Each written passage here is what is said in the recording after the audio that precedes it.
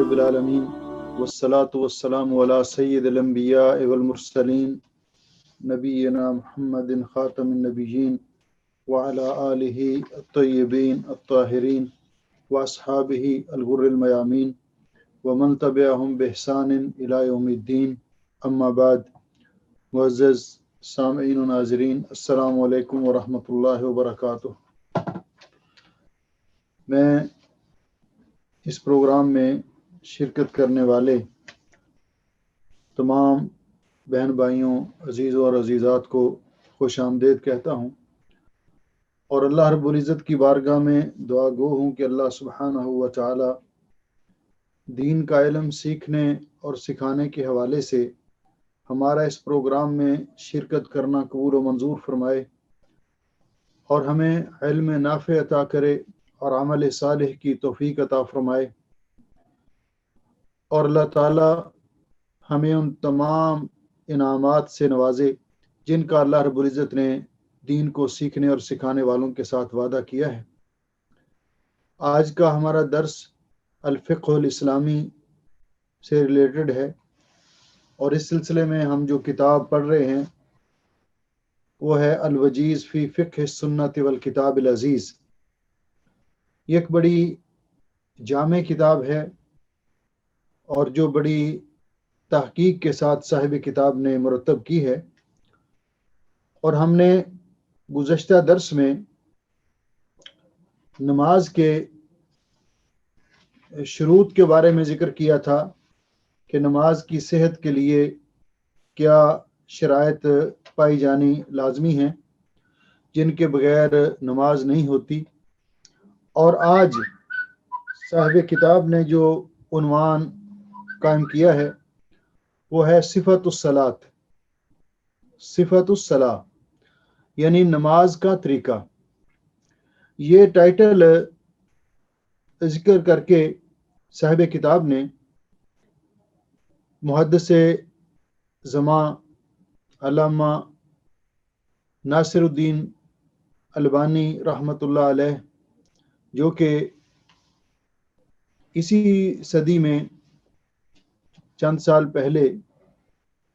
بہت بڑے محدث گزرے ہیں، اور جنہوں نے اس دور میں حدیث مصطفیٰ صلی اللہ علیہ وسلم کی جو خدمات سر انجام دی ہیں، اس کی اس دور کے اندر کوئی اور مثال نہیں ملتی.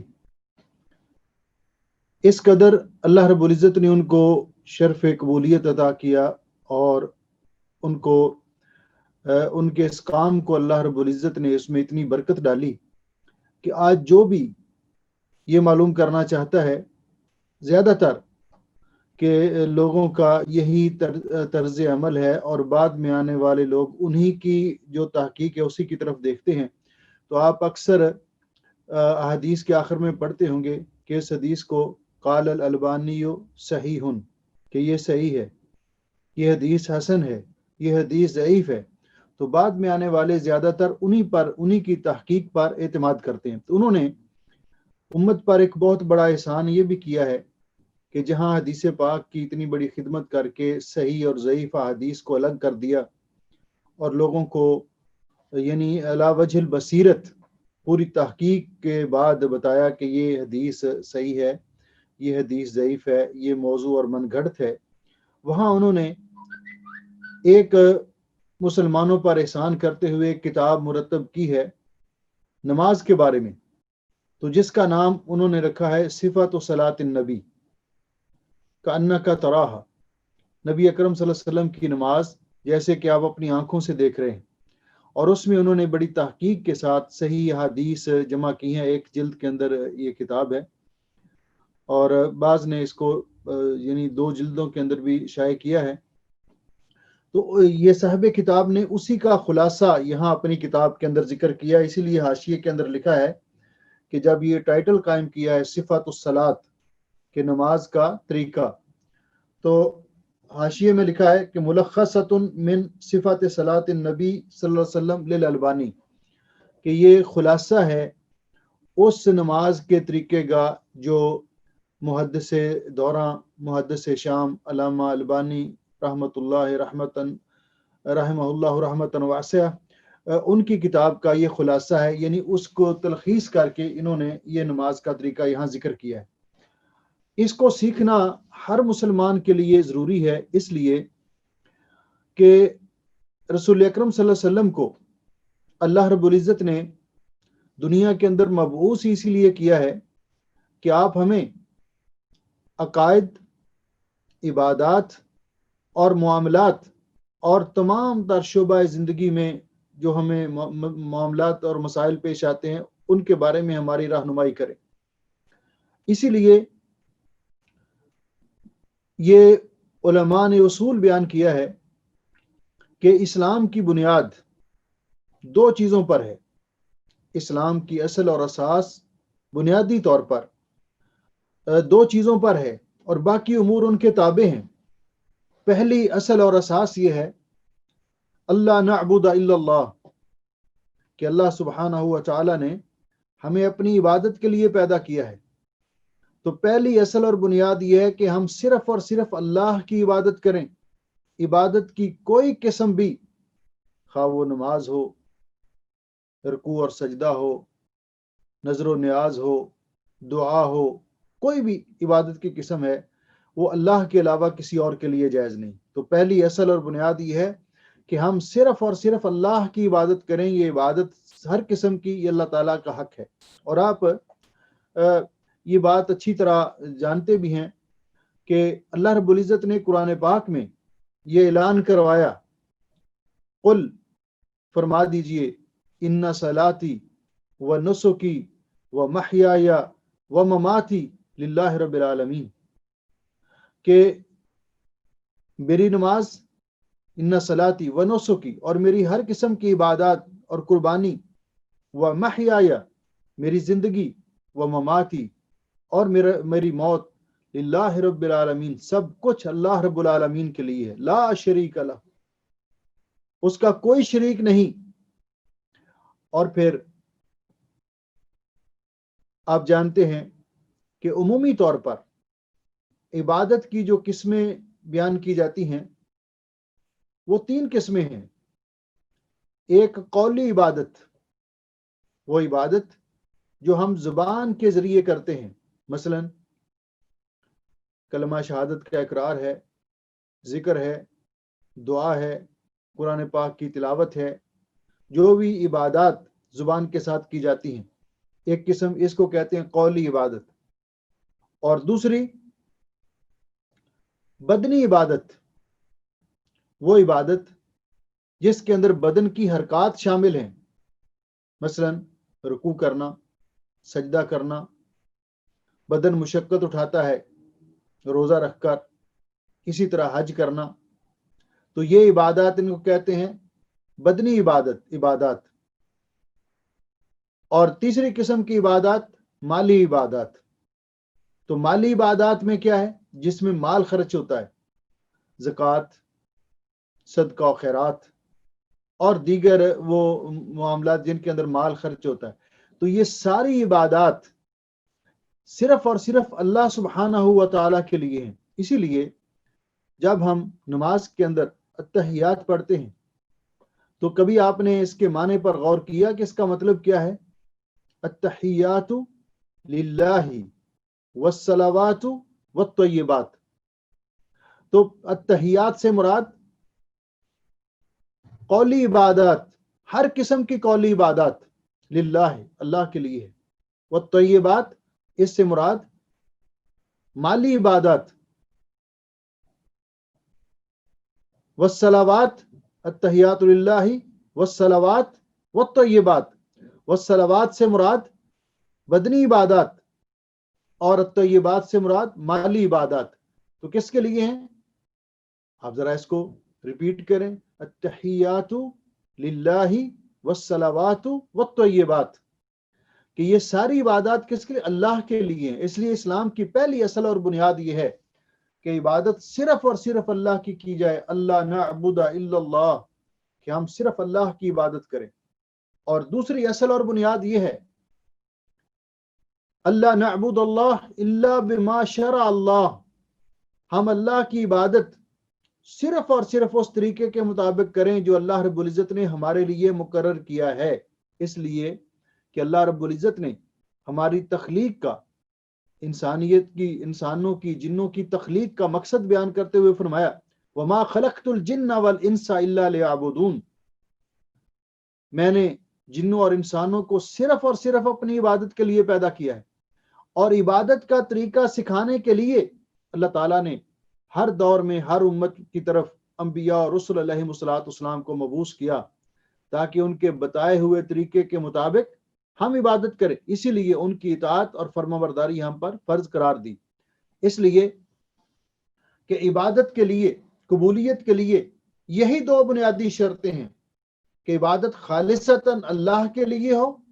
اور دوسرا وہ نبی پاک صلی اللہ علیہ وسلم کی سنت کے مطابق ہو۔ اس لیے رسول اکرم صلی اللہ علیہ وسلم نے بڑے اہتمام کے ساتھ امت کو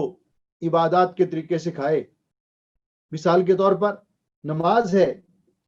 تو حضرت مالک ابن حویرث رضی اللہ تعالیٰ عنہ بیان کرتے ہیں، کہتے ہیں کہ ہم کچھ نوجوان تھے جو نبی پاک صلی اللہ علیہ وسلم کی خدمت میں حاضر ہوئے، اسلام قبول کیا اور آپ سے دین سیکھتے رہے۔ تقریباً 20 روز ہم آپ کی خدمت میں رہے، تو آپ نے جب محسوس کیا کہ ہم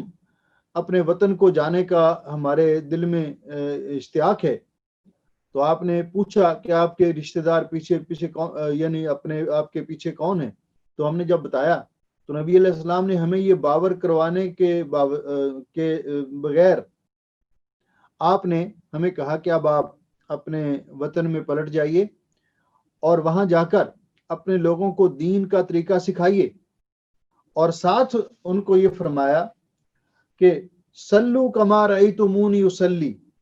اسی طرح نماز ادا کرنا جس طرح تم نے مجھے نماز ادا کرتے ہوئے دیکھا ہے۔ صلو کما رأیتمونی اصلی، یہ حدیث جو ہے یہ قولی بھی ہے اور فعلی بھی ہے۔ صلو میں امر ہے رسول اکرم صلی اللہ علیہ وسلم کا، اور فعلی اس طرح ہے کہ رسول اکرم صلی اللہ علیہ وسلم نے ان کے نماز جس طرح آپ ادا فرماتے رہے، تو آپ نے فرمایا اس طرح جا کر نماز پڑھنا جس طرح تم نے مجھے نماز پڑھتے ہوئے دیکھا ہے۔ فَإِذَا حَضَرَتِ الصَّلَاةُ، اور جب نماز کا وقت ہو جائے، فَلْيُؤَذِّن لَكُمْ أَحَدُكُمْ، تو تم میں سے کوئی ایک اذان دے، وَلْيَؤُمَّكُمْ أَكْبَرُكُمْ، اور جو عمر میں بڑا ہے وہ جماعت کروائے۔ اسی طرح نبی پاک صلی اللہ علیہ وسلم نے اس سے اہتمام کے ساتھ نماز کا طریقہ امت کو بیان کیا، صحابہ اکرام رضوان اللہ علیہم اجمعین کو، اور صحابہ اکرام رضوان اللہ علیہم اجمعین نے اپنے بعد میں آنے والے لوگوں کی طرف منتقل کیا کہ حضرت سہل بن سعد رضی اللہ تعالیٰ عنہ سے کچھ لوگوں نے نبی پاک صلی اللہ علیہ وسلم کے ممبر کے بارے میں بات کی، تو انہوں نے بتایا اس کا کہ ممبر کیسے کیسے بنا اور مسجد نبوی شریف میں رکھا گیا، اور اس کے بعد کہتے ہیں رأیت رسول اللہ صلی اللہ علیہ وسلم، میں نے رسول اکرم صلی اللہ علیہ وسلم کو دیکھا، صلی علیہ، کہ نبی پاک صلی اللہ علیہ وسلم نے ممبر پر نماز پڑھی۔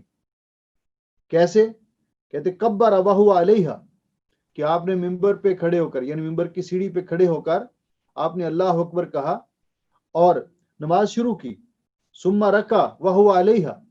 پھر رکوع کیا تو وہ بھی ممبر کی سیڑھی پہ کیا۔ ثم نزل قہقرہ، پھر آپ ثم نزل القہقرہ، پھر آپ پچھلے پاؤں نیچے اترے، ممبر کی سیڑھی سے نیچے اترے۔ فسجد فی اصل الممبر، اور ممبر کے نیچے یعنی آپ نے سجدہ کیا۔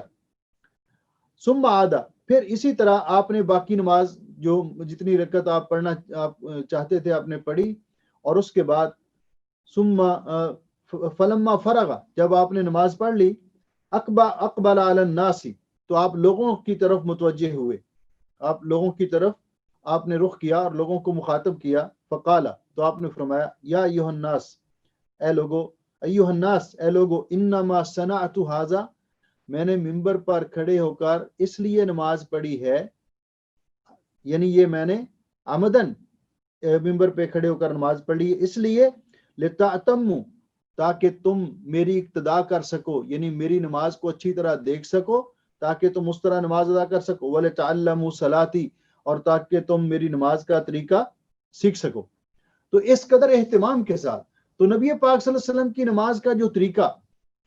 रसूल अकरम सल्लल्लाहु अलैहि वसल्लम से साबित है अहादीस सहिया में, उसी को अपनाना चाहिए। और इसमें आज के दौर में कोई मुश्किल नहीं है। आप हदीस पाक की किताबें, उनके अंदर उनके हर जुबान में, हर लैंग्वेज में तराजम हो चुके हैं। आप कोई काबिल एतमाद तर्जमा लेकर हदीस की, बिलखुसूस वो किताबें जिनकी सेहत पर उम्मत का इत्तेफाक है, जिस तरह की बुखारी शरीफ के बारे में उलमा का इस बात पर इत्तेफाक है अइम्मा का कि असहुल कुतुब बाद किताबिल्लाह, अल्लाह की किताब कुरान करीम के बाद अहदीस से पाक की किताबों में सबसे सही किताब जो है वो सहीहुल बुखारी है, और उसके बाद मुस्लिम है। और इन दोनों के अंदर जो अहादीस हैं, इमाम बुखारी और इमाम मुस्लिम रहमतुल्लाह अलैह, इमाम बुखारी उस्ताद है, इमाम मुस्लिम उनके शागिर्द हैं, तो इनके अंदर जो अहादीस हैं, जब आप अक्सर तौर पर देखते होंगे कि हदीस की किताबों में या जब कोई मजमून लिखता है, किसी जगह हवाला देता है, तो कहता है मुत्तफकुन अलैह, मुत्तफकुन अलैह। तो इसका माना क्या है कि ये हदीस मुत्तफकुन अलैह है, यानी इस पर बुखारी, इमाम बुखारी रहमतुल्लाह अलैह और इमाम मुस्लिम रहमतुल्लाह अलैह का इत्तिफाक है। दोनों के नजदीक ये हदीस सही है और दोनों ने ये हदीस अपनी किताबों के अंदर जिक्र की है। और बाज़ औक़ात, और ये उस वक्त होता है कि जब हदीस का रावी, यानी हदीस की सनद और मतन एक जैसी हो, यानी रावी हदीस और मतन एक जैसा हो। अगर मफहूम वही हो लेकिन अल्फाज मुख्तलिफ हो, तो मुहद्दिसीन ने इस कदर कमाल दयानत का ये मुजाहरा किया कि वहां वो लिखेंगे रवाहुल बुखारी व मुस्लिम, ये इस हदीस को बुखारी और मुस्लिम ने बयान किया है। बाज़ औक़ात लिखते हैं रवाहु शेखान, इसको शेखान ने रिवायत किया, तो शेखान से मुराद, शेखैन से मुराद भी इमाम बुखारी रहमतुल्लाह अलैह और इमाम मुस्लिम है। तो इन किताबों में आप खुद हदीस की किताबें लेकर उनका तर्जुमा पढ़कर उसके अपनी नमाज की, मैं भी और आप भी और तमाम बहन भाई जो मेरी बात सुन रहे हैं, और हर मुसलमान को इस्लाह करनी चाहिए, क्योंकि क़यामत के दिन वही नमाज, वही इबादत अल्लाह रब्बुल इज़्ज़त की बारगाह में कबूल होगी जो नबी पाक सल्लल्लाहु अलैहि वसल्लम की सुन्नत और तरीके के मुताबिक होगी। ये बात पहुंचाना ये हमारी जिम्मेदारी है और ये इल्मी अमानत का तकाजा भी है। आगे मुसलमान के अंदर ये जज्बा होना चाहिए कि वो ये ना देखे कि फलां का तरीका क्या, फलां का तरीका क्या है, वो ये देखे कि प्यारे नबी हजरत मोहम्मद रसूलुल्लाह सल्लल्लाहु अलैहि वसल्लम का तरीका क्या है। तो साहिब किताब ने जहां से ये बात शुरू की, तो सबसे पहले कि नमाज के लिए काना रसूलुल्लाह सल्लल्लाहु अलैहि वसल्लम इज़ा क़ाम इला सलाती इस्तक़बल अल काबा, कि नबी पाक सल्लल्लाहु अलैहि वसल्लम जब नमाज के लिए खड़े होते तो किबले का इस्तकबाल करते, यानी किबला रुख। ये हम पहले पढ़ आए हैं कि नमाज के लिए किबला की तरफ रुख करके खड़ा होना ये नमाज की सेहत के लिए शर्त है। तो आप किबले की तरफ रुख करते, कायमन, खड़े होकर, आप खड़े होकर किबला की तरफ रुख करते, करीबम मिन सुतरा, सुतरा के करीब होकर। ये आगे ये तमाम मसाइल वजाहत के साथ आएंगे कि सुतरा वो चीज है जो नमाजी को अपने आगे रखनी चाहिए। नमाजी को हुक्म है कि वो अपने आगे सुतरा रखे, और वो क्या हो, मिसल मुअख्खरत रहल, जिस तरह कजावे का वो जो टेक लगाने वाला हिस्सा होता है या ऊंची लकड़ी होती है, ये तकरीबन एक बालिश्त से ज्यादा होती है या तकरीबन एक हाथ के करीब होती है, तो उसको वो आगे रखे, या और कोई चीज अपने आगे उसके हो नमाज पढ़ने वाले के।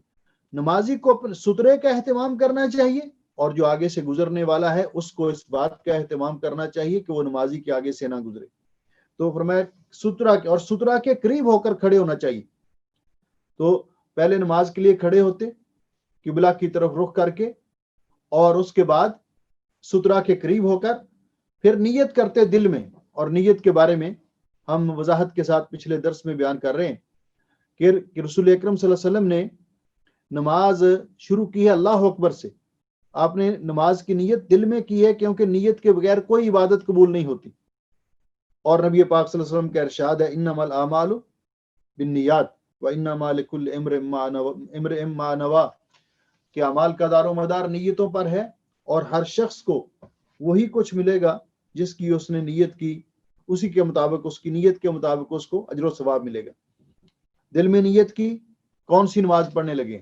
ظہر کی نماز ہے تو دل میں ارادہ ہے کہ ظہر کی نماز 4 رکعت پڑھنے کے لیے میں کھڑا ہوں، یہ جو دل کے اندر ارادہ ہے یہ ہے نیت۔ تو نیت کرنے کے بعد ثم کان یستفتح الصلاۃ بقولہ، پھر نبی پاک صلی اللہ علیہ وسلم نماز کو شروع کرتے کیسے؟ اللہ اکبر کہہ کر، اللہ اکبر، وکان یرفع یدیہ مع التکبیر، اور آپ تکبیر کے ساتھ، یعنی جب اللہ اکبر کہتے تو آپ اپنے ہاتھوں کو اٹھاتے، اپنے ہاتھوں کو اٹھاتے۔ کہاں تک اٹھاتے؟ آپ اپنے دونوں ہاتھوں کو، حدیث پاک میں اس طرح کے مسلم شریف کے اندر بھی ہے اور باقی حدیث کی کتابوں کے اندر بھی،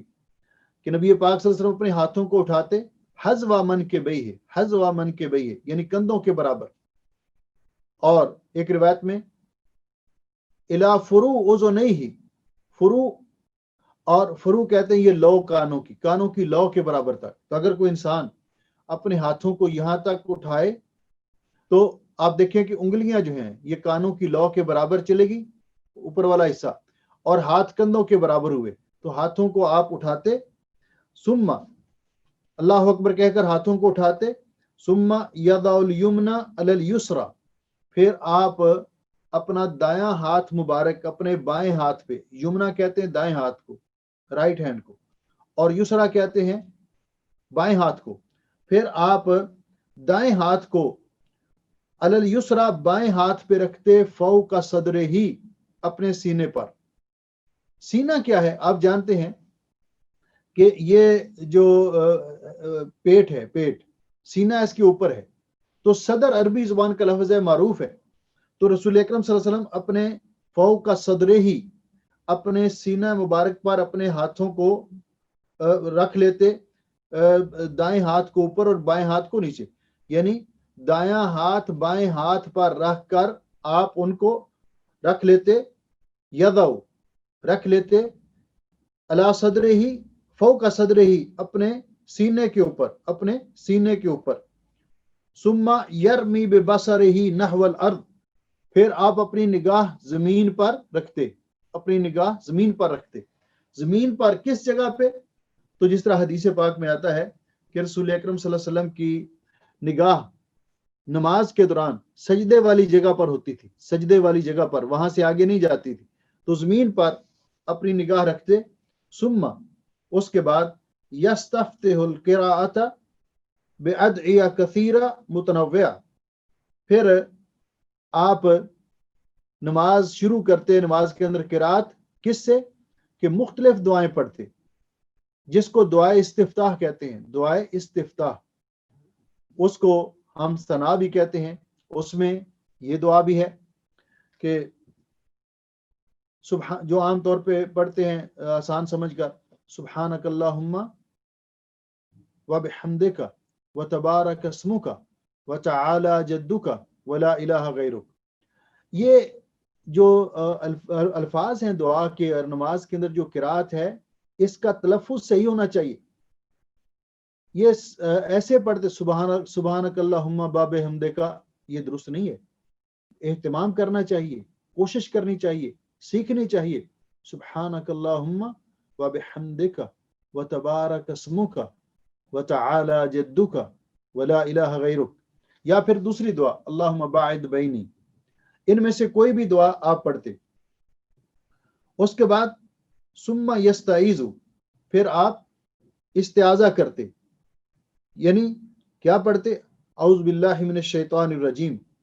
اعوذ باللہ من الشیطان الرجیم، ثم یقرأ، پھر آپ اس کے بعد سورہ فاتحہ پڑھتے، سورہ فاتحہ پڑھتے۔ تو گویا کہ یہ جو دعائے استفتاح ہے، ثنا ہے، جو نماز شروع کرتے وقت ہم دعا پڑھتے ہیں، تو یہ دعا صرف پہلی رکعت میں پڑھی جائے گی، ہر رکعت کے شروع میں نہیں. ایک بات. دوسرا، اعوذ باللہ من الشیطان الرجیم یا اعوذ باللہ السمیع العلیم من الشیطان الرجیم، یہ صرف پہلی رکعت میں دعا استفتاح کے بعد، ہر رکعت میں نہیں. اور اس کے بعد سورہ فاتحہ. رسول اکرم صلی اللہ علیہ وسلم نے سورہ فاتحہ میں بسم اللہ الرحمن الرحیم، بسم اللہ کو عام طور پر جو زیادہ تر احادیث ہیں اس بارے میں کہ سرن پڑھا ہے. سری نمازوں میں تو پڑھنا ہی سرن ہے، لیکن جہری نمازوں میں بھی آپ نے بسم اللہ کو سرن پڑھا ہے، اور اونچی قرات جو ہے وہ شروع کی ہے الحمدللہ سے، اس لیے کہ بسم اللہ سورہ فاتحہ کی آیت ہے، سورہ فاتحہ کی آیت نمبر 1 ہے. اور باقی صورتوں کے شروع میں بطور تبرک کے اور فاصلے کے لائی گئی ہے، سوائے سورہ توبہ کے. اور یہ سورت النمل کی ایک آیت کا حصہ ہے، اس لیے جب بھی قرات کی جائے گی باقی رکعتوں میں تو بسم اللہ الرحمن الرحیم سے کی جائے گی، پھر بسم اللہ پڑھتے، اور اس کے بعد ولا یجہر بہا، اور اس کو آپ اونچی آواز میں نہیں پڑھتے تھے بلکہ آہستہ پڑھتے تھے. ثم یقرأ الفاتحۃ ویقطعها آیتن آیتن، پھر آپ سورہ فاتحہ پڑھتے اور ایک ایک آیت کر کے پڑھتے، ایک ایک آیت کر کے پڑھتے. اس لیے کہ سورہ فاتحہ اس کو ہی رسول اکرم صلی اللہ علیہ وسلم نے کہا کہ یہ اصل نماز کی روح ہے. باقی ارکان جو ہیں یہ نماز کی رکوع سجود باقی نماز کی زینتیں ہیں، نماز کا باقی یہ سٹرکچر ہے، ڈھانچہ ہے، لیکن اس کی روح جو ہے وہ سورہ فاتحہ ہے. جس طرح کہ حضرت ابو ہریرہ رضی اللہ تعالیٰ عنہ سے روایت ہے. اس لیے یہ بات ذہن میں رکھنی چاہیے، ایک تو نماز کا ترجمہ آنا چاہیے، اور دوسرا نماز کے اندر جب ہم نے قرات کرنی ہے تو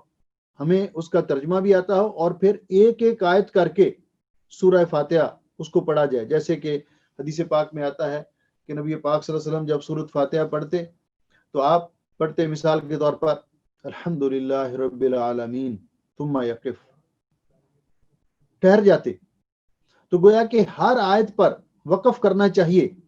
اس لیے کہ مسلم شریف کی یہ روایت حضرت ابو ہریرہ رضی اللہ تعالیٰ عنہ سے فرماتے ہیں کہ نبی پاک صلی اللہ علیہ وسلم نے فرمایا، حدیث قدسی ہے کہ اللہ رب العزت فرماتے ہیں قسمت الصلاۃ بینی و بین عبدی نصفین، میں نے نماز کو اپنے اور اپنے بندے کے درمیان 2 حصوں میں تقسیم کر دیا ہے. پھر آگے تقسیم کس چیز کو کیا؟ سورہ فاتحہ کو. تو فرمایا کہ جب بندہ سورہ تلاوت کرتا ہے اور کہتا ہے اذا قال العبد الحمد للہ رب العالمین، تو اللہ رب العزت جب یہ آیت پڑھتا ہے، پڑھ کے وقف کرتا ہے، تو اللہ تعالیٰ جواب دیتے ہیں. اللہ تعالیٰ فرماتے ہیں حمدنی عبدی، حمدنی عبدی، میرے بندے نے میری تعریف کی ہے. وَإِذَا قَالَ الرحمن الرحیم، جب بندہ یہ کہتا ہے کہ الرحمن الرحیم، اللہ تعالیٰ کی ثنا اور تعریف کے کلمات یہ آیت پڑھتا ہے، تو اللہ تعالیٰ فرماتے ہیں اثنا علی عبدی، میرے بندے نے میری ثنا بیان کی ہے. اور جب کہتا ہے مالک یوم الدین، مالک یوم الدین، اور یہ آیت پڑھتا ہے تو اللہ تعالیٰ جواب دیتے ہیں اس کے بعد مجدنی عبدی، میرے بندے نے میری بزرگی بیان کی ہے. تو گویا کہ صاحب کتاب نے اسی لیے لکھا کہ رسول اکرم صلی اللہ علیہ وسلم سورہ فاتحہ پڑھتے وَيَقْطَعُهَا آیَةً آیَةً، تو آپ ایک ایک آیت کر کے پڑھتے، ایک ایک آیت کر کے پڑھتے. فَإِذَا انْتَهَا مِنَ الْفَاتِحَةِ، جب آپ سورہ فاتحہ ختم کر لیتے، سورۃ فاتحہ ختم کر لیتے، یعنی جب آپ یہ آیت پڑھتے غیر المغضوب علیہم ولا الضالین، تو یہ پڑھنے کے بعد آپ کہتے، اگر نماز سری ہوتی تو آہستہ آمین، اور اگر نماز جہری ہوتی تو بلند آواز سے کہتے یمد بہا صوتہ، اور بعض روایت میں کہ یجہر بہا صوتہ، کہ نبی علیہ السلام لمبی آواز کرتے، اونچی آواز کرتے، اور آپ کہتے آمین جب یعنی جہری نماز میں پڑھتے، اور اس کے بعد وَيَمُدُّ بِهَا صَوْتَهُ آپ اس کے ساتھ لمبی آواز کرتے، ثم يقرأ بعد الفاتحہ سورۃ غیرہا پھر آپ سورت فاتحہ کے بعد کوئی دوسری سورت پڑھتے، کوئی دوسری سورت پڑھتے، وَكَانَ يُطِيلُهَا احیانا نبی پاک صلی اللہ علیہ وسلم بعض اوقات وہ لمبی سورت پڑھتے، وَيَقْصُرُهَا احیانا اور کبھی آپ چھوٹی سورت پڑھتے، وَكَانَ تو گویا کہ سورہ فاتحہ کے بعد آپ کوئی اور سورت ملاتے، کوئی دوسری سورت اس کے بعد پڑھتے، بعض اوقات کوئی لمبی سورت پڑھتے اور بعض اوقات کوئی چھوٹی سورت پڑھتے۔ اس کے بارے میں آگے وضاحت مزید آئے گی۔ ابھی اختصار کے ساتھ نماز کا طریقہ تو فرماتے ہیں وَكَانَ يَجْهَرُ بِالْقِرَاءَةِ فِي صَلَاةِ الصُّبْحِ نبی پاک صلی اللہ علیہ وسلم فجر کی نماز میں، صبح کی نماز میں اونچی آواز میں قرات کرتے تھے، وَفِي الرَّكْعَتَيْنِ الْأُولَيَيْنِ مِنَ الْمَغْرِبِ اور مغرب کی نماز کی پہلی دو رکعتوں میں آپ اونچی آواز میں قرات کرتے تھے، یعنی تیسری رکعت میں آہستہ سری قرات ہوتی اور پہلی دو رکعتوں میں جہری قرات ہوتی، والعشاء اور عشاء کی پہلی دو رکعتوں کے اندر آپ اونچی آواز میں قرات کرتے، وَيُسِرُّ بِهَا فِي الظُّهْرِ وَالْعَصْرِ اور نبی پاک صلی اللہ علیہ وسلم قرات کو آہستہ سری قرات کرتے ظہر اور عصر میں، والثالثۃ من المغرب اور مغرب کی تیسری رکعت میں، والاخریین من العشاء اور عشاء کی آخری دو رکعتوں میں، تو آپ قرات جو ہے وہ سرن کرتے۔ اسی طرح وکان یجہر بها ایضا فی صلاۃ الجمعہ نبی پاک صلی اللہ علیہ وسلم جمعے کی نماز میں، جمعے کی دو رکعتوں کے اندر بھی، جمعے کی نماز ہے ہی دو رکعت تو ان کے اندر بھی آپ قرات اونچی آواز میں کرتے، جہری کرتے، والعیدین اور نماز عید، عید الاضحیٰ کی نماز بھی اور عید الفطر کی نماز میں بھی آپ قرات اونچی آواز میں کرتے، والاستسقاء اور نماز استسقاء جب آپ پڑھاتے تو اس وقت بھی آپ قرات اونچی آواز میں کرتے، والکسوف اور چاند گرہن یا سورج گرہن کی نماز جو ہے اس کے اندر بھی رسول اکرم صلی اللہ علیہ وسلم قرات جو ہے وہ اونچی کرتے تھے، اونچی آواز میں کرتے تھے۔ وَكَانَ يَجْعَلُ الرَّكْعَتَيْنِ الْأَخِيرَتَيْنِ أَقْصَرَ مِنَ الْأُولَيَيْنِ تو نبی پاک صلی اللہ علیہ وسلم آخری دو رکعتیں یہ پہلی دو رکعتوں کی نسبت چھوٹی ان کی مقدار رکھتے تھے، مختصر کرتے تھے، قدر النصف کتنی مختصر کہ جس طرح پہلی رکعت پڑھی ہے تو جو دوسری رکعت ہے اس سے کچھ مختصر ہوتی تھی، اور جو بعد والی جو ہے یہ پہلی رکعتوں کی آدھی، کیونکہ ان کے اندر صرف سورۃ فاتحہ پڑھنی جس سے معلوم ہوتا ہے، تو کہتے ہیں قدر 15 آیا جیسے کہ کوئی 15 آیات پڑھنے کے برابر، وربما اقتصر فیہما علی الفاتحہ اور بعض اوقات آپ آخری دو رکعتوں میں صرف سورہ فاتحہ پڑھتے تھے،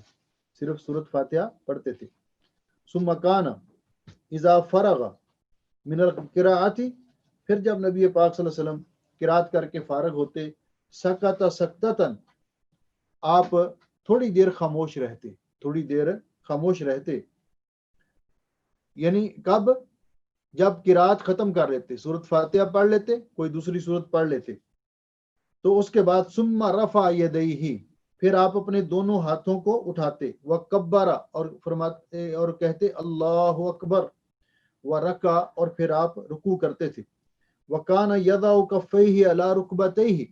اور نبی پاک صلی اللہ علیہ وسلم رکوع کرتے وقت اپنے دونوں ہاتھ اپنے دونوں گھٹنوں پر رکھتے، یعنی دایاں ہاتھ دائیں گھٹنے پر اور بایاں ہاتھ بائیں گھٹنے پر، وَيُفَرِّجُ بَيْنَ أَصَابِعِهِ اور آپ کی انگلیاں کھلی ہوتی تھی اس طرح، جس طرح گویا کہ گھٹنوں کو جس طرح پکڑ رکھا ہے، وَيُمَكِّنُ يَدَيْهِ مِنْ رُكْبَتَيْهِ اور اچھی طرح اپنے ہاتھوں کو سے گھٹنوں کو پکڑ لیتے، كَأَنَّهُ قَابِضٌ عَلَيْهِمَا جیسا کہ آپ نے ان کو پکڑ رکھا ہے، وَكَانَ يُجَافِي مِرْفَقَيْهِ اور نبی پاک صلی اللہ علیہ وسلم اپنے دونوں کوہنیاں بازو یہ اپنے پہلو سے الگ رکھتے، ان جنبئی ہی، جنب کہتے ہیں پہلو کو، تو آپ اپنی دونوں بازو جو ہے یہ پہلو سے الگ رکھتے، وَيَبْسُطُ ظَهْرَهُ وَيُسَوِّيهِ، اور رکوع میں اپنی پیٹھ مبارک بالکل سیدھی رکھتے، حتیٰ اس قدر آپ پیٹھ مبارک سیدھی رکھتے، یعنی سر نہ اونچا کرتے نہ نیچے جھکاتے، بلکہ سر اور پیٹھ یہ ان کا لیول برابر ہوتا، اس قدر برابر ہوتا، حتیٰ لو صب علیہ الماء لاستقر،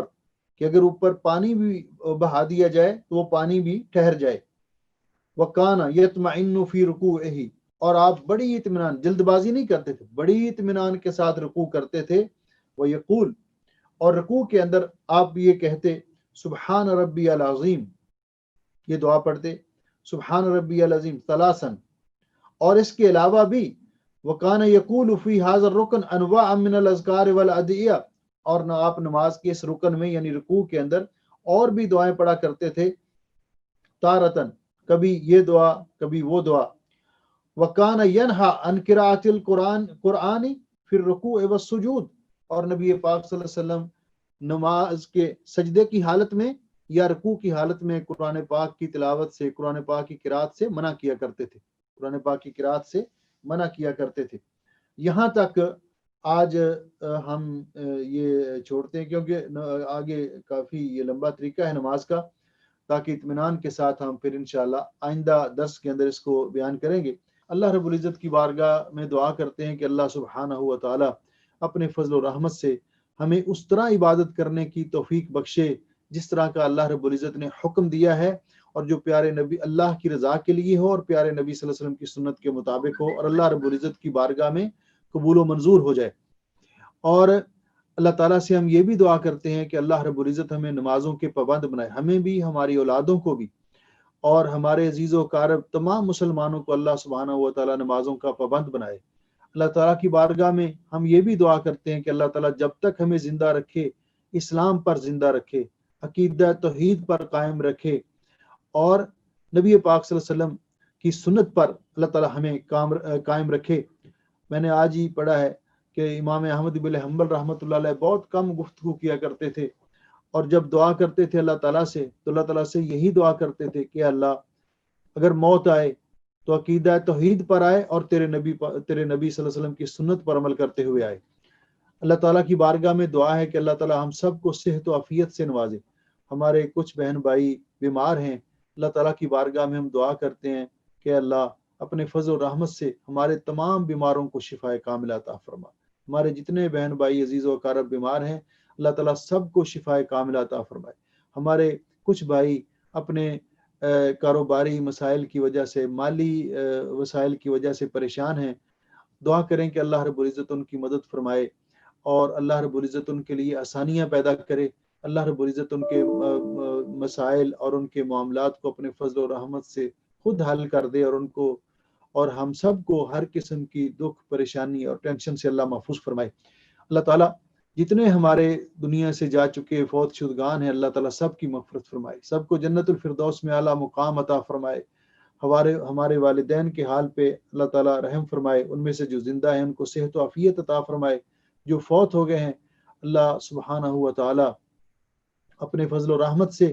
ان کو جنت الفردوس میں اعلیٰ مقام عطا فرمائے۔ اولاد اللہ کی بہت بڑی نعمت ہے، اللہ تعالیٰ کی بارگاہ میں ہم دعا کرتے ہیں کہ اللہ تعالیٰ ہماری اولادوں کو نیک بنائے، اپنے مطیع اور فرما بردار بنائے، ہماری آنکھوں کی ٹھنڈک بنائے، دنیا اور آخرت میں کامیاب و کامران کرے، ہمیں بھی اور ہماری اولادوں کو بھی رزق حلال وافر مقدار میں عطا فرمائے، اپنے سوا کسی کا محتاج نہ کرے، اور اللہ تعالیٰ ہمارے بے اولاد مسلمان بہن بھائیوں اور عزیزوں کو نیک اور صالح اولاد نصیب فرمائے، جن کے ہاں اللہ نے بیٹیاں دی ہیں اور ان بیٹے کے لیے ترس رہے ہیں، اللہ سبحانہ ہوا تعالیٰ ان کو نیک اور صالح بیٹے بھی عطا کرے۔ بیٹیاں بھی اللہ کی بڑی نعمت ہے، اللہ ہماری بیٹیوں کو دنیا میں بھی اور آخرت میں بھی سکون اور عزت اور کامیابی نصیب فرمائے، ان کے گھروں میں سکون اور برکت نازل فرمائے، اللہ ہم سب کے گھروں میں برکت نازل فرمائے۔ اللہ تعالیٰ سے دعا ہے کہ جتنے بہن بھائی اس پروگرام کے اندر شریک ہیں، جتنے عزیزات اس پروگرام کے اندر شریک ہیں، یہ بعد میں سنیں گے، اللہ تعالیٰ سب کے لیے خیر و برکت کا باعث بنائے، اور یہ دینی محبت اللہ تعالیٰ ہمارے لیے یہ دنیا اور آخرت میں کامیابی کا ذریعہ بنائے. جس طرح دنیا میں اللہ نے اپنے دین کی خاطر ہمیں جمع کیا، اسی طرح اللہ تعالیٰ ہم سب کو جنت الفردوس میں بھی جمع فرمائے. اللہ تعالیٰ یہاں پہ ہماری حفاظت فرمائے اور ہمارے اپنے اپنے وطنوں میں ہمارے اہل و عیال عزیز و اقارب کی حفاظت فرمائے. اللہ سبحانہ و تعالیٰ سے دعا ہے کہ اللہ تعالیٰ اس ملک کی بھی اور تمام بلاد اسلامیہ کی حفاظت فرمائے، ہر قسم کے شر اور فتنے سے بچائے، تمام مسلمانوں کو اپنے حفظ و امان میں رکھے اور ہر قسم کی دکھوں اور تکلیفوں سے محفوظ فرمائے.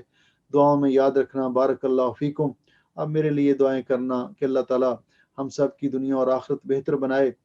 اور میں آپ کے لیے دعا کروں گا، اور مومن کے لیے ہمیشہ دعا کرنی چاہیے، اور یہ سب سے بڑا تحفہ ہے. اللہ رب العزت ہم سب کا حامی و ناصر ہو. بارک اللہ فیکم. السلام علیکم ورحمۃ اللہ وبرکاتہ. سبحانک اللہم و بحمدک، اشہد ان لا الہ الا انت، استغفرک.